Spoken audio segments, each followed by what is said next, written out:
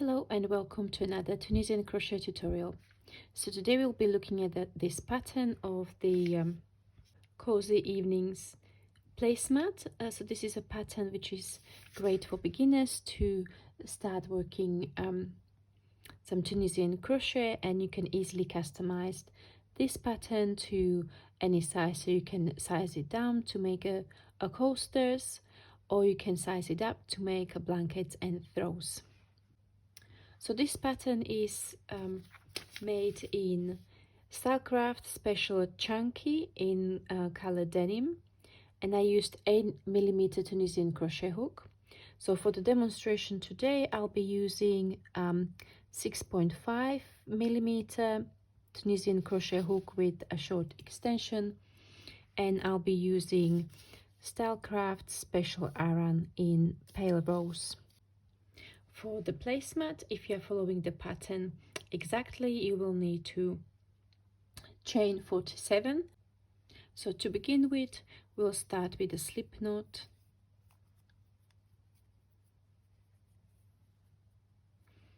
and chain a multiple of 10 plus 2. So there are 2 segments that will be repeating. There will be 5 Tunisian simple stitches alternated with 5 Tunisian reverse stitches. So what I like to do, I like to balance my ends as well. So for this placemat, you will do the multiple of 10, then you will add 5 just to balance the stitch pattern. So we are starting with Tunisian simple stitches and ending with section of Tunisian simple stitches, and then we will need to add 2 for the edge stitches. So I'm going to demonstrate the basic stitch pattern, so I'm just going to do a multiple of 10. So to chain, you will yarn over the hook and pull through. That's chain 1, then yarn over the hook, pull through, 3, 4, 5, 6, 7, 8, 9, and 10. So that's the basic. If you'd like to balance your stitch pattern, you will add 5 at the end and then 2 for the edge stitches. Once you've got your multiple, your desired multiple, you will turn your chains around and you will start working into the back bums of your chain stitches. So to do that, you will insert the hook into the back bum from front to back, yarn over, pull up a loop, and go into the next one, yarn over, pull up a loop, and you will keep on repeating, yarning over and pulling up a loop all the way across until the last chain. Once you have all your loops on the hook, for the foundation row, we will now work the return pass. So Tunisian crochet is done in 2 steps. If you've worked Tunisian crochet previously, you would know you are working the forward and return pass. If this is your first Tunisian crochet project, or this is the video, your first video in Tunisian crochet that you came across, you will know now. So for the return pass, we will need to yarn over, pull up a loop, or this is also known as a chain 1, and then yarn over, pull through 2. And we'll keep on repeating yarn over, pull through 2 across the row until you have 1 loop left on the hook. And that's 1 loop is the first stage of your next row. So this is where we start working our stitch pattern. So we will start with 5 Tunisian simple stitches. So to work Tunisian simple stitch, you will insert the hook from right to left under the front vertical bar, yarn over and pull up a loop.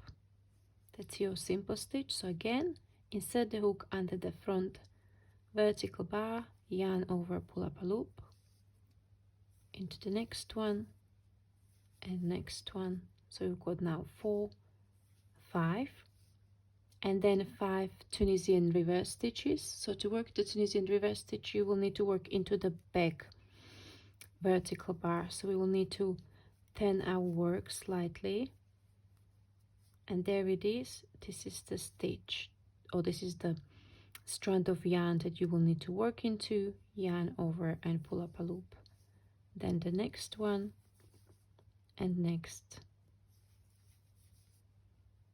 4 and one more, 5, and then the end stitch. So to work the end stitch, you will need to insert the hook under both strands of the last stitch, yarn over and pull up a loop, and standard return pass. So you will work standard return pass after every forward pass. For some projects, you might work a non-standard return pass, for example, when you are working lace or decreasing.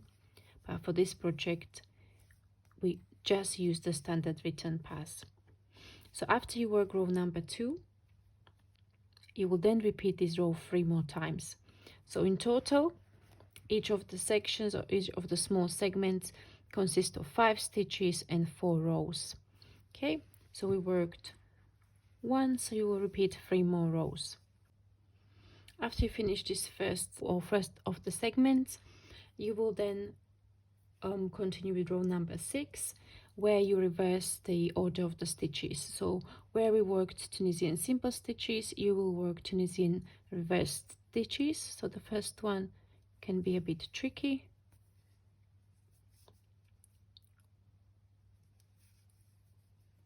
Like so. So you will work Tunisian reverse stitch in 5 stitches, followed by 5 Tunisian simple stitches,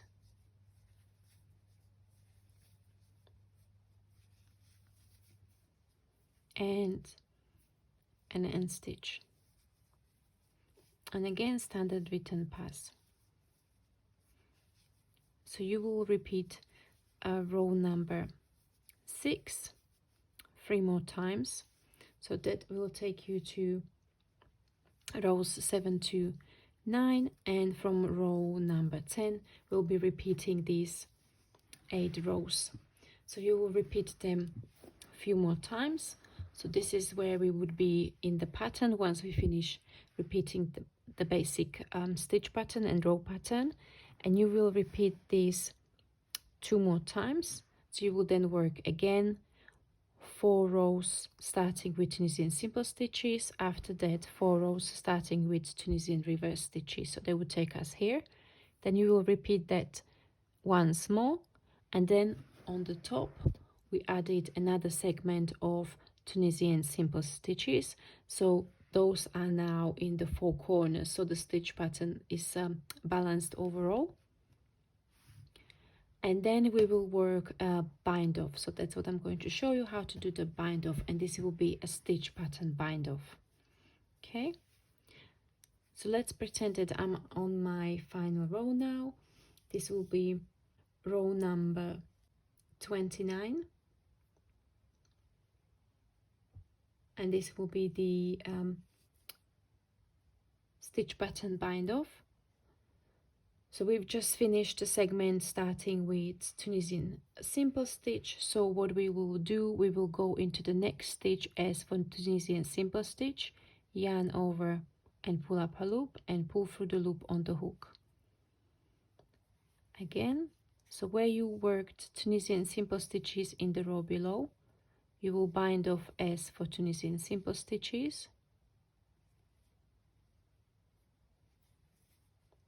Okay, so we've got 1 2 3 4 5, and where you work a Tunisian reverse stitches, you will bind off as for Tunisian reverse stitch.